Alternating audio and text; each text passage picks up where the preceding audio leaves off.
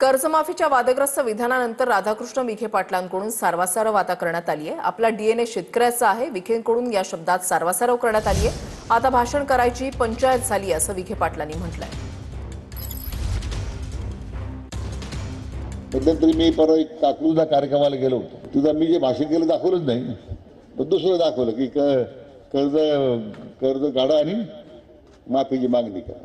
शेतकऱ्याच्या जखमेवर मीठ तोडण्याचा प्रकार। आता काय ते मी ते काय म्हटलं त्यांना भाषणामध्ये की आपण आता हे जे निवडणुका लढतो, निवडणुका करता जी सोसायटी काढतो आणि ती सोसायटी थकली की पुन्हा कर्जमाफीची मागणी करतो, पण पुढचा जो मुद्दा आज पहिला जो भाषण ते दाखवलंच नाही।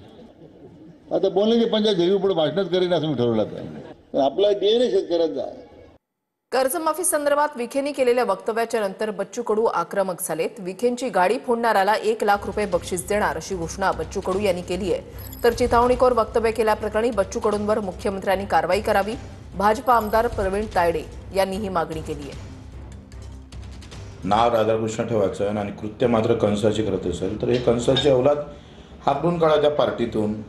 फडणवीस साहेब एका इकडे कर्जमाफीची घोषणा करतं, तारीख देतं आणि हे वाचाडगिरी मंत्री महोदय सांगतं का कर्जमाफी किती डाव द्यायची, काय करायचं, किती डाव लुटायचं तुम्ही त्याचं ठरलं नाही पाहिजे। अरे शुक्र माना लोक तुम्हाला मारत नाही।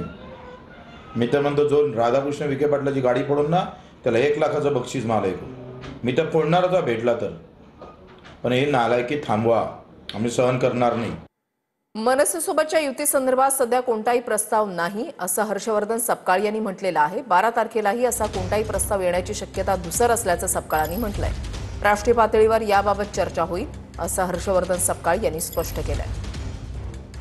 अशा प्रकारे अजून कोणत्याही जिल्ह्यातून तशा पद्धतीची विचारणा किंवा प्रस्ताव हा आलेला नाही आणि 12 तारखेलाही अशा प्रकारचा प्रस्ताव येण्याची शक्यता धुसर आहे। राष्ट्रीय पातळीवर चर्चा होईल, कारण इंडिया अलायन्स काही एकट्या काँग्रेस, शिवसेना आणि राष्ट्रवादी पुरता हा विषय मर्यादित नाही, तर इंडिया अलायन्स हा कन्याकुमारी पासून तर काश्मीर पर्यंत आणि गुजरात पासून तर आसाम, मिझोराम, मेघालयापर्यंत विविध पक्ष त्यामध्ये सहभागी आहे। त्यामुळे हे नेतृत्व एकत्रित स्वरूपामध्ये त्या संदर्भात निर्णय घेतील।